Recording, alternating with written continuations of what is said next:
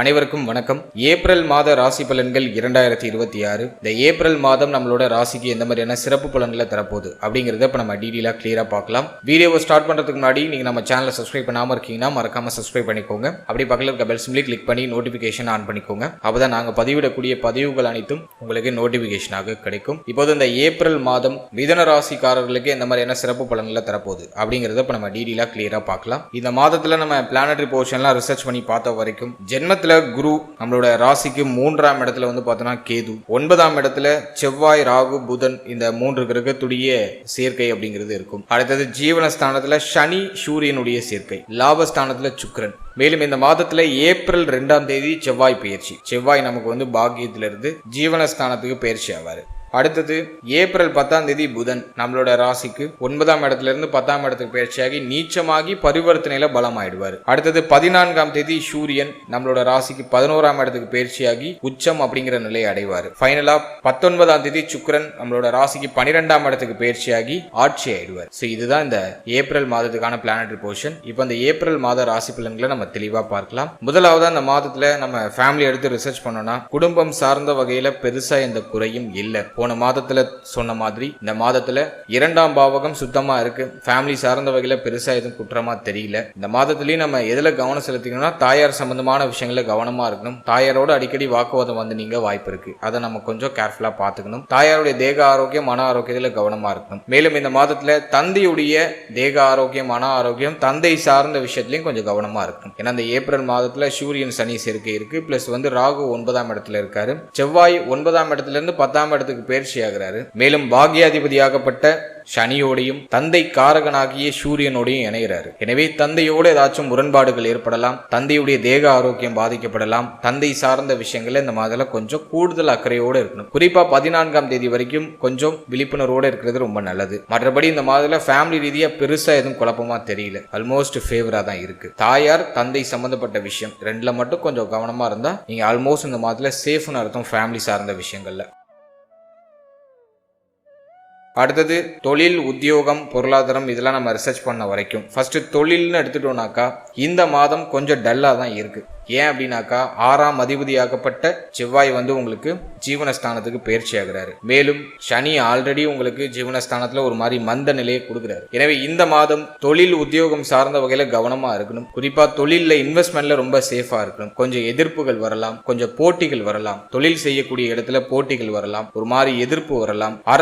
அரசாங்கம் சம்பந்தப்பட்ட டாக்குமெண்ட்ஸ் எல்லாம் கொஞ்சம் சரியா வச்சுக்கோங்க. அதுல ஏதாச்சும் ஒரு சில அபதாரம் மாதிரி ஏதாச்சும் தண்டனைகள் ஏதாச்சும் வந்து நீங்க வாய்ப்பு இருக்கு. எனவே இந்த மார்ச் மாதத்தை பொறுத்த வரைக்கும் தொழில் சார்ந்த விஷயங்கள்ல ஹை ரிஸ்க் எதுவும் எடுக்காதீங்க. கொஞ்சம் ஸ்லோவா டிராவல் பண்ணுங்க. கொஞ்சம் டல்லான அமைப்பு தான் தென்படுது. தொழில கவனம் செலுத்த முடியாத ஒரு மாதிரி கவனச்சிதறலான ஒரு மனநிலை இந்த மாதம் உங்களுக்கு பிரதிபலிக்க வாய்ப்பு இருக்கு. எனவே கொஞ்சம் இந்த மாதத்துல தொழில் சார்ந்த விஷயங்கள்ல அவசரப்படாம செயல்படுறது ஒரு பெஸ்ட் ரிசல்ட்டை உங்களுக்கு கொடுக்கும். அடுத்தது நம்ம பாக்குறது உத்தியோகம். உத்தியோகத்தை பொறுத்த வரைக்கும் இந்த மாதத்துல ஒரு மாதிரி பிரஷரான ஒரு சுச்சுவேஷன் டெஃபினட்டா இருக்கும். உடைய மேல் அதிகாரிகள், உடைய சக ஊழியர்கள் எல்லார்ட்டையும் கொஞ்சம் அனுசரிச்சு தான் போய்க்கணும். ஒரு மாதிரி கருத்து போராட்டம், எதிர்ப்பு, ஒரு மாதிரி மனசுல ஒரு மாதிரி எரிச்சலான ஒரு உணர்வு, ஏன்டா இந்த இடத்துல வேலை பார்க்கிறோம் அப்படிங்கிற மாதிரி ஒரு உணர்வு அதை வந்து இந்த மாதம் கொடுக்கும். எனவே கோபத்தை வெளிக்காட்டக்கூடாது. மைண்டை கொஞ்சம் கண்ட்ரோல்டா வச்சுக்கணும். ஏன்னா வந்து செவ்வாயுடைய பார்வை உங்களுக்கு ஜென்மஸ்தானத்துல இருக்கும். கோபம் கடுமையா வரும். எல்லாருமேலும் எரிஞ்செறிஞ்சு விழுவோம். எனவே இந்த மாதத்துல நீங்க உங்களுடைய கோபத்தை கண்ட்ரோல்டா வச்சுக்கணும். சக ஊழியர்களோட அனுசரிச்சு போய்க்கணும். மேல அதிகாரிகளை அனுசரிச்சு போய்க்கணும். ஒரு மாதிரி மன ரீதியா ஒரு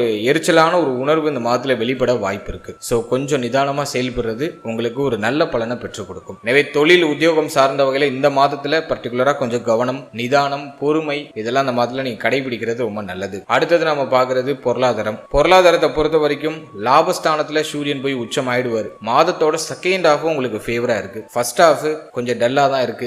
பணம் சம்பந்தப்பட்ட, பொருளாதாரம் சம்பந்தப்பட்ட விஷயங்கள்ல கொஞ்சம் கவனம் முதல் 14 நாட்கள்ல இருக்கணும். ஏன்னா வந்து கூட்டு கிரக சேர்க்கை அந்த அளவுக்கு ஃபேவரா இல்ல. சூரியன், சனி, மேலும் செவ்வாய் இந்த கிரகங்கள்லாம் ஒன்னு சேர்றது அந்த அளவுக்கு நல்லது இல்ல. ஒரு மாதிரி கடன் சுமை வந்து நீங்க வாய்ப்பு இருக்கு. சம்பந்தமே இல்லாம கடன் வாங்கி மாட்டிக்கிட்டேன் அப்படின்னு சொல்றவங்களாம் இந்த மாதத்துல இந்த கடன் சார்ந்த அந்த பிரச்சனையை சந்திக்க வாய்ப்பு இருக்கு. எனவே இந்த மாதத்துல பொருளாதார ரீதியா முதல் 14 நாட்கள் கொஞ்சம் நெருக்கடியா இருக்கும். 14ஆம் தேதிக்கு பிறகு பொருளாதார வரவு கணிசமா இருக்கும். இருக்கும். வெளில கொடுத்த பணம்லாம் கைக்கு வரும். உங்களுடைய தேவைகள் எண்ணங்களை பூர்த்தி செய்யறதுக்கு தேவையான பொருளாதாரம் மாதத்தோட செகண்ட் ஹாஃப்ல உங்களுக்கு கிடைக்கும். ஃபர்ஸ்ட் ஹாஃப் கொஞ்சம் டஃபா இருக்கு. அதற்கு தகுந்தாற் போல பிளான் பண்ணி நீங்க உங்களோட ஷெட்யூல் அமைச்சுக்கிறது ரொம்ப நல்லது. அடுத்தது நம்ம பாக்குறது திருமண முயற்சி, திருமண வாழ்க்கை, இதெல்லாம் இந்த மாதத்துல எப்படி இருக்கும் அப்படின்னு நம்ம பார்த்தோம்னாக்கா, இந்த மாதம் திருமண முயற்சிக்கு ஓரளவுக்கு பரவாயில்ல, பாசிட்டிவா இருக்கு. ஸோ இந்த மாதத்துல திருமண முயற்சிகளை நீங்க செய்யறீங்கன்னா உங்களுடைய சிந்தனையை கொஞ்சம் தெளிவுபடுத்திக்கணும். மைண்ட் ரொம்ப ஸ்பீடா யோசிக்கும், கோபப்படும். நீங்க சொல்றதை யாரும் கேட்கலன்னு சொல்லிட்டு உங்களுக்கு ரொம்ப உணர்ச்சி வசப்படுவீங்க. எனவே இந்த மாதத்துல திருமண முயற்சி பண்றீங்கன்னா உங்க மனதை உங்களோட கண்ட்ரோல்ல நீங்க வச்சுக்கணும். கோபத்தை வெளியே காட்டக்கூடாது. உங்க மைண்டை ரிலாக்ஸ் பண்ணி நீங்க டிராவல் பண்றது ரொம்ப நல்லது. அதே போல இந்த மாதத்துல திருமண முயற்சியை முடிஞ்சா அவாய்ட் பண்றது நல்லது. சூப்பர் பாசிட்டிவா இல்ல, அதனால முடிஞ்சா அவாய்ட் பண்றது நல்லது. வேற ஆப்ஷன் இல்ல அப்படிங்கிற பட்சத்துல அந்த திருமண முயற்சியை தொடரலாம், ஆனா கவனமா இருக்கணும். அடுத்து திருமணம் அப்படின்னு நம்ம பார்க்கும்போது இந்த மாதத்துல நடக்கக்கூடிய திருமணம், இப்போ இந்த மாதத்துல உங்களுக்கு திருமணம் ஃபிக்ஸ் ஆயிடுச்சு அப்படின்னா எல்லா பொறுப்பும் உங்க தலையிலேயே இருக்கும். நீங்க தான் மாப்பிள்ளையா இருக்கீங்க, நீங்க தான் பொண்ணா இருக்கீங்கன்னா எல்லா பொறுப்பும் உங்க தலையிலேயே இருக்கும். ஒரு மாதிரி கோப உணர்வு வரும், பிரஷர் அதிகமா இருக்கும். ஒரு மாதிரி மன உளைச்சலோட என் திருமணம் நடக்குது அப்படின்னு சொன்னவங்களுக்கு இந்த மாதத்துல அந்த திருமணம் நடக்கும். ஒரு மாதிரி பிரஷரான ஒரு மைண்ட் செட் இருக்கும். ஸோ இந்த மாதத்துல அதை நீங்க ஹேண்டில் பண்றதுக்கு தயாராகணும். இந்த மென்டல் பிரஷரை முடிஞ்ச அளவுக்கு ஹேண்டில் பண்றதுக்கு தயாராகணும். கோபம் உணர்வுகளை முடிஞ்ச அளவுக்கு கண்ட்ரோலா வச்சுக்கோங்க. அது உங்களுக்கு ஒரு பெஸ்ட் ரிசல்ட்டை கொடுக்கும். அடுத்தது நம்ம பார்க்கறது திருமண வாழ்க்கை. திருமண வாழ்க்கையை பொறுத்த வரைக்கும் 7ஆம் பாவகம் சுபத்துவமா இருக்கு. 7ஆம் அதிபதி உங்களுக்கு ராசி மேல இருக்காரு. எனவே வாழ்க்கை துணையுடைய சப்போர்ட் உண்டு. வாழ்க்கை துணை சார்ந்த விஷயங்கள்ல நிறைய ஒத்துழைப்பு இருக்கு. அதெல்லாம் எதுவும் நெகட்டிவா இல்ல. ஆனா இந்த மாதத்துல கோப உணர்வுகளால ஒரு சில வாக்குவாதங்கள் வரலாம். உங்களுடைய கோபம், உங்களோட உணர்ச்சி வசப்படக்கூடிய அந்த குணம், இதை இந்த மாதத்துல நீங்க கண்ட்ரோல் பண்ணிக்கணும். அது மட்டும் நீங்க இந்த மாதத்துல கண்ட்ரோல் பண்ணிட்டா திருமண வாழ்க்கை பெருசா எதுவும் குற்றமா இல்ல. அடுத்தது நம்ம பார்க்கறது காதல் உறவு, காதல் வாழ்க்கை, இது சார்ந்த விஷயம்லாம் இந்த மாதத்துல எப்படி இருக்கு அப்படின்னு நம்ம பார்த்தோம்னா, இந்த மாதத்துல முதல் 15 நாள் ஓரளவுக்கு பரவாயில்ல, பாசிட்டிவா இருக்கு. இருப்பினும் இந்த ஜென்மத்துல அந்த செவ்வாய் பார்வை மட்டும் என்ன பண்ணுனாக்கா ஒரு மாதிரி கோபத்தை தூண்டிக்கிட்டே இருக்கும். யாருக்கிட்டையும் பேச பிடிக்காது, தனிமையில இருக்கணும்னு தோணும். ஒரு மாதிரி மைண்ட் அப்செட்டாவே இருக்கும். இப்படிதான் இந்த மாதம் போகுது. எனவே காதல் உறவு சார்ந்த விஷயத்திலையும் கவனமா இருக்கணும். அவசர முடிவு, அவசர மாற்றம் எதுவும் இந்த மாதத்துல பண்ண வேண்டாம். அடுத்தது குழந்தை பாக்கியம், பிள்ளைகள் சார்ந்த விஷயம், அதெல்லாம் இந்த மாதத்துல எப்படி இருக்கு அப்படின்னு பார்த்தோம்னா, 5ஆம் அதிபதி 11ஆம் இடத்துல சாதகமா தான் இருக்காரு. அடுத்து 12ஆம் இடத்துல ஆட்சி ஆயிடுவாரு. எனவே இந்த மாதம் புத்திர பாகியம் இல்லாதவங்களுக்கு புத்திர பாகியத்துல சுப செய்தி உண்டு. அது எதுவும் குறையா இல்லை. மேலும் ஒரு சிலருக்கு குழந்தை பிறத்தல் காரணமா ஒரு மாதிரி கொஞ்சம் மென்டல் பிரஷர் இருக்கும். நிறைய பொறுப்பு உங்க தலையிலேயே கட்டியிருக்கும். எல்லாத்தையும் நீங்களே பார்த்து பண்ண வேண்டியதா இருக்கும். ஸோ அது மட்டும் கொஞ்சம் டல்லா இருக்கு. மற்றபடி எதுவும் பெருசா குற்றமா இல்லை. புத்திர பாகியம், பிள்ளைகள் சார்ந்த விஷயம், இதெல்லாம் பாசிட்டிவா தான் இருக்கு. பிள்ளைகளால மகிழ்ச்சி உண்டு. இந்த மாதத்துல உங்களுடைய பிள்ளைகள் உங்களுக்கு சப்போர்ட்டிவா இருப்பாங்க. பிள்ளைகளால ஆதாயம் உண்டு, மகிழ்ச்சி உண்டு. பிள்ளைகள் பற்றிய கவலைகளுக்கு ஒரு முற்றுப்புள்ளி இந்த மாதத்துல வந்துடும். பிள்ளைகள் சார்ந்த அத்தனை விஷயத்திலையும் ஒரு மகிழ்ச்சி, பிள்ளைகளுடைய அரவணைப்பு, இதெல்லாம் இந்த மாதத்துல உங்களுக்கு பரிபூர்ணமா கிடைக்கும். அடுத்தது இந்த மாதத்துல நம்ம ஸ்டூடெண்ட்ஸுக்கு எடுத்து ரிசர்ச் பண்ணி பார்த்த வரைக்கும் 4ஆம் பாவகத்துல செவ்வாய் பார்வை, சூரியன் பார்வை பிளஸ் சனி பார்வை, இதெல்லாம் இருக்கிறது அந்த அளவுக்கு அட்வைசபிள் இல்லை. எனவே இந்த மாதத்துல கல்வி சார்ந்த விஷயங்கள்ல கொஞ்சம் ப்ரெஷர் அதிகமா இருக்கும். ஸ்டூடெண்ட்ஸ் இந்த மாதத்துல கொஞ்சம் கவனம் செலுத்தி செயல்படணும். கொஞ்சம் மன உளைச்சல் கல்வி சார்ந்த வகையில அதிகமா இருக்க வாய்ப்பு இருக்கு. ஓவரா திங்க் பண்ணாதீங்க. ரொம்ப பேசி யோசிச்சு உங்க மைண்டை நீங்களே குழப்பிக்காதீங்க. முடிஞ்ச அளவுக்கு காமா நீங்க டிராவல் பண்றது ரொம்ப நல்லது. இந்த மாதத்துல கல்வி சார்ந்த வகையில இருக்கிற ப்ரெஷர் அப்படிங்கிறது ஒரு மாதிரி உங்களுக்கு தூக்கமின்மை அப்படிங்கிற ஒரு பிரச்சனையை கிரியேட் பண்ணும். மைண்டு ரொம்ப அதிகமா யோசிக்கும், ஓவரா திங்க் பண்ணும். இப்படி ஆயிடுமா அப்படி ஆயிடுமான்னு ஓவரா திங்க் பண்ணும். கோப உணர்வை ப்ரொடியூஸ் பண்ணும், பய உணர்வை தூண்டும். ஸோ இந்த மாதத்துல ஃபர்ஸ்ட் ஹாஃப் ஆல்மோஸ்ட் கொஞ்சம் டல்லா தான் இருக்கு, கவனமா இருக்கணும். ஆனா செகண்ட் ஹாஃப் உங்களுக்கு ஃபேவரா இருக்கு. இந்த மாதம் நீங்க ஓவர் திங்கிங்கை குறைச்சிட்டு படிக்கிறதுக்கு முன்னாடி ஒரு 10 நிமிஷம் தியானம் பண்ணிட்டு படிக்கிறது ரொம்ப நல்லது. ஸோ அதை நீங்க கரெக்டா ஃபாலோ பண்ணாலே இந்த மாதம் உங்களுக்கு கல்வி ரீதியா ஒரு பாசிட்டிவான ரிசல்ட் கிடைக்கும். அலட்சியம் இல்லாம முடிஞ்ச அளவுக்கு கல்வியில கவனம் செலுத்துறது ரொம்ப நல்லது. அடுத்தது நம்ம பாக்குறது ஹெல்த், தேக ஆரோக்கியத்துல இந்த மாதத்துல எதுவும் பாதிப்பு இருக்கா அப்படின்னா, இந்த மாதத்துல ஜீவனஸ்தானம் கொஞ்சம் ஒரு மாதிரி 6ஆம் பாவாதிபதியால பாதிக்கப்படுது. சனி ஆல்ரெடி அங்க இருக்காரு, 10ஆவதுக்கு சூரியன் வேற. இந்த மாதத்துல கொஞ்சம் ஒரு மாதிரி உங்களை நீங்களே அலட்டிக்கிற மாதிரியான ஒரு மனநிலை இருக்கும். எனவே அது உங்க தேக ஆரோக்கியத்தை சற்று பாதிக்கும். இந்த மாதத்துல படபடப்பு அதிகமாகும்.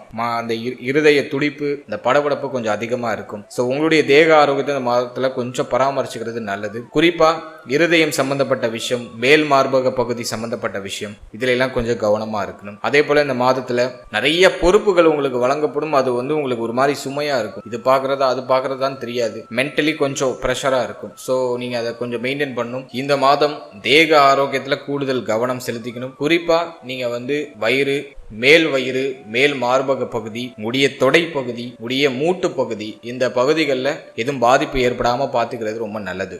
ஏன்னா இந்த பகுதிகளில் ஏதாச்சும் காயங்களோ பிரச்சனைகளோ ஏற்பட்டு நீங்களாம். அதே மாதிரி இந்த வண்டி வாகனங்களில் பயணிக்கும் போது சேஃபா இருங்க. ஏன்னா 4ஆம் பாவகத்தை செவ்வாய் பார்க்குறாரு. எனவே வண்டி வாகனம் இதெல்லாம் பயணிக்கும் போது கவனமா இருங்க. இந்த மாதத்துல வண்டி வாகனம் வீடு சம்பந்தமான விஷயங்கள்ல ஒரு சில செலவுகள் நீங்க வாய்ப்பு இருக்கு. அதுலயும் கொஞ்சம் கவனம் செலுத்திக்கணும். இந்த மாதமும் உங்களுக்கு மன ரீதியா கொஞ்சம் அதிகமான தாக்கம் இருக்கு. எனவே கரெக்டா தியான பயிற்சிகளை மேற்கொண்டுக்கோங்க. உங்க வீட்டுக்கு பக்கத்துல ஏதாச்சும் தியான பயிற்சி மையங்கள் இருக்குன்னா அதுல யோசிக்காம போய் ஜாயின் பண்ணிக்கோங்க. அது உங்களுக்கு கண்டிப்பா ஹெல்ப்ஃபுல்லா இருக்கும். அதே போல இந்த மாதத்துல டயத்துக்கு சாப்பிடுங்க, டயத்துக்கு தூங்குங்க, உங்களை ஹெல்த்தியா பார்த்துக்கோங்க. சின்ன சின்ன உடற்பயிற்சி, சின்ன சின்ன நடைப்பயிற்சி, உங்களுடைய இஷ்ட தெய்வ வழிபாடு, இதெல்லாம் உங்களுக்கு ஒரு பாசிட்டிவ் ரிசல்ட்டை கொடுக்கும். காலையில சீக்கிரமா எழுந்து ஒரு மங்கள இசையோட நாட்களை தொடங்குங்க. டெஃபினட்டா இந்த மாதத்துல பெருசா உங்களுக்கு பாதிப்பு இல்லாம நீங்க தப்பிச்சுக்கலாம். ஓவராலா இந்த ஏப்ரல் மாதத்தை பொறுத்த வரைக்கும் உடைய தேக ஆரோக்கியம், மன ஆரோக்கியத்துல கொஞ்சம் எக்ஸ்ட்ரா கேர் எடுத்துக்கணும். நிறைய பேருக்கு உஷ்ணாதிக்கம் சம்பந்தமான பிணிகள் நீங்க வாய்ப்பு இருக்கு. அதெல்லாம் வாரம் கரெக்டா நல்லெண்ணெய் தேய்ச்சி குளிக்கிறது ரொம்ப நல்லது. மேலும் வேற ஏதாச்சும் இந்த மாதத்துல ஸ்பெசிபிக்கா சொல்ல வேண்டியது இருக்கா அப்படின்னாக்கா,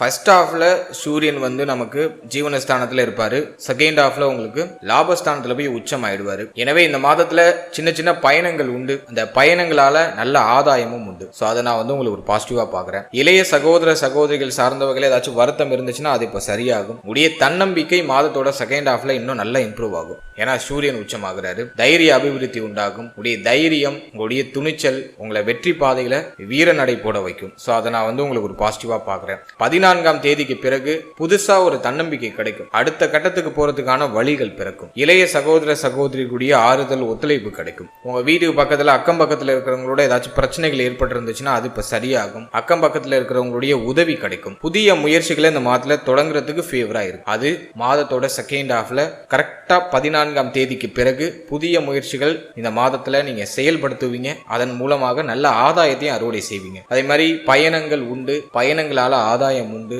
சின்ன சின்ன இடமாற்றங்களை இந்த மாதத்துல சந்திப்பீங்க. ஸோ அதுலயும் உங்களுக்கு ஒரு பாசிட்டிவான ரிசல்ட் கிடைக்கும். ஓவராலா இந்த ஏப்ரல் மாதத்தை பொறுத்த வரைக்கும் ஃபர்ஸ்ட் ஹாஃப் உங்களுக்கு ஒரு மாதிரி டஃபா இருக்கு. ஆனா 15ஆம் தேதிக்கு பிறகு நிறைய இன்டர்சேஞ்ச் உண்டு. உங்களுடைய முயற்சிகளுக்கான அந்த ஒரு அங்கீகாரம், அந்த ஒரு வெற்றி உறுதியாக இந்த மாதத்துல கிடைக்கும். அதெல்லாம் மாதத்தோட செகண்ட் ஹாஃப்ல நீங்க டெஃபினட்டா எதிர்பார்க்கலாம். வாழ்த்துக்கள்.